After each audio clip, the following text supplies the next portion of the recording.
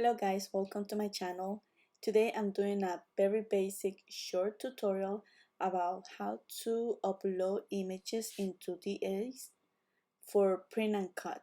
So this will be just an image that you will take obviously from online. Please make sure you only use non-copyrighted materials so you can just avoid problems, because you never know, especially with the Disney images.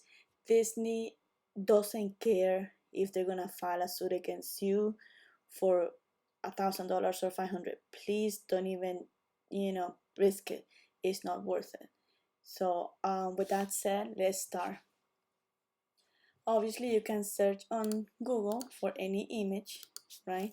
Let's pretend I'm saying, I don't know, mouse, just mouse cartoon.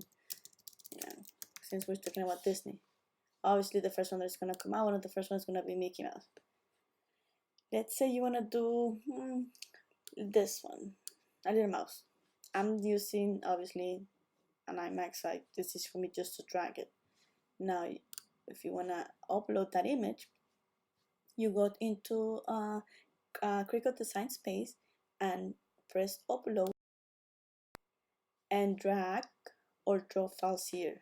For me, it's easy, just drop it.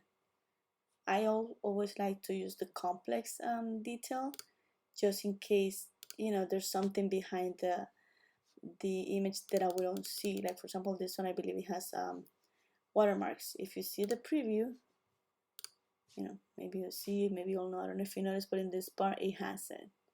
So things like that, it's harder to delete. So let's try this one. If not, we can always use on one of the images that I already used before. I always like to go to the preview to see how it will look.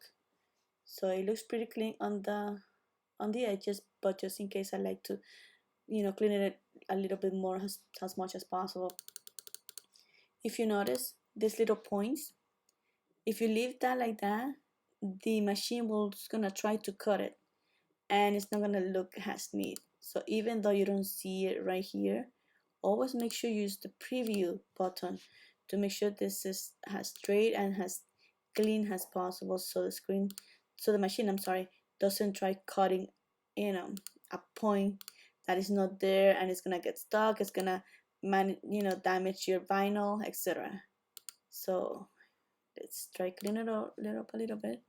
You see in these parts, try making it as strong as possible, so again the machine doesn't try to cut something that is actually not there. And of course you can do this with any image. The cleaner you have it before sending it to cut, the cleaner the image, the easier the cut is gonna be, because I know material, it's really expensive, so, and time also. So if you're doing this for a friend, you don't want to be wasting too much time. You want to do it fast but correctly also. Okay, so I think this is pretty clean.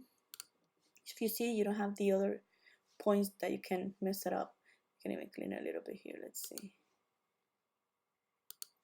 Sometimes it's tricky. Sometimes if I see that it's too much of a cleaning of the edge, I just use a different image. So we press continue, and you have the two options. You have the print and cut, and since this is just a short tutorial how to print and cut, we're gonna save it as print and cut, and I'm gonna do mouse, and I like to always use print and cut only, so I know what it is. When I have it on my list, I know what it is, and the tags and everything. Print and cut only, and just press save, and you should be able to see it on your images on DS. So it's right there.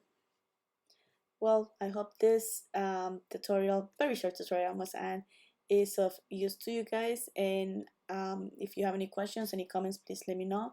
In my next tutorial, I'm gonna be doing also how to work on a Mac using Inkscape, which is kind of weird because you have to download another program before being even able to download Inkscape.